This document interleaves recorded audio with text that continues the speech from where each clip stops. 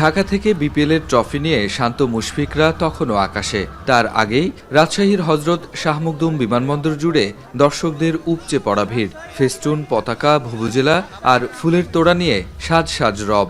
বিমান রাজশাহীর মাটি ছুঁতেই বিমানবন্দরের গেটে প্রস্তুত ছাদখোলা বাস। শান্ত, মুশফিক, তামজিদ, তামিম, রিপন মণ্ডলরা উঠলেন ছাদখোলা বাসে। কাপ এসেছে বাড়িতে লেখা বাসের ছাদে ট্রফি উঁচিয়ে ধরতেই বিমানবন্দর সড়ক হৃদয় নিংড়ানো মুগ্ধতায় ক্রিকেট প্রেমীরা বরণ করেছেন চ্যাম্পিয়ন টিম ওয়ারিয়র্সকে। ধীর গতিতে চলে ছাদখোলা বাস নগরীর আমচত্বর, বিমান সড়ক, ভদ্রা, রাজশাহী বিশ্ববিদ্যালয়, আলুপট্টি, রাজশাহী কলেজ, লক্ষ্মীপুর সহ নগরীর বিভিন্ন এলাকা প্রদর্শন করে। এ সময় তাদের আগমনে কেউ ফুল ছিটিয়েছেন, কেউ ব্যস্ত থেকেছেন অটোগ্রাফ আর ছবি তুলতে। এই মহেন্দ্রক্ষণে তাই নগরবাসীর উচ্ছ্বাস ছিল বাঁধনহারা। বাড়িতে এসেছে কাপ, তাই এই উচ্ছ্বাসে যোগ হয় শান্ত মুশফিকদের পাড়ায় পাড়ায় থাকা শত শত ভক্ত।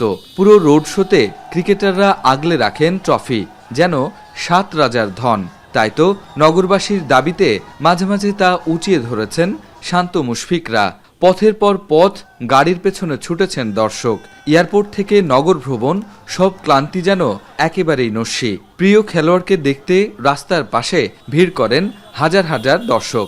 রাজশাহীর ইতিহাসে স্মরণীয় মুহূর্তকে করেন ফ্রেমবন্দি।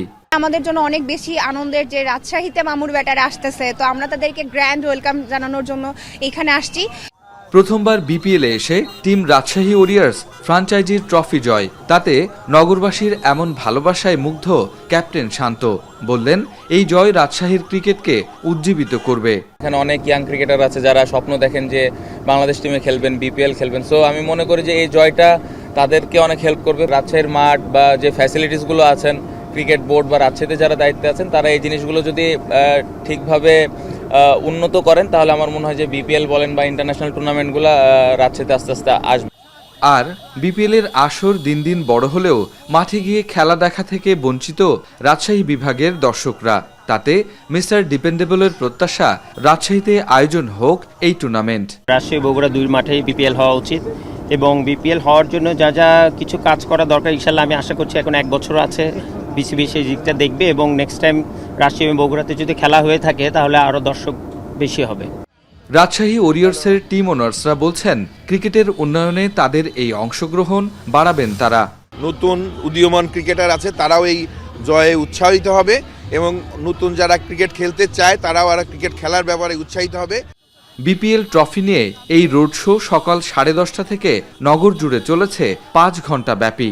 ক্রিকেট প্রেমীদের বাঁধ ভাঙা এই উচ্ছ্বাসকে ক্রিকেট শক্তিতে রূপান্তরে দর্শকদের দাবি, রাজশাহীর মাঠে বিপিএল সহ হোক আন্তর্জাতিক ম্যাচ।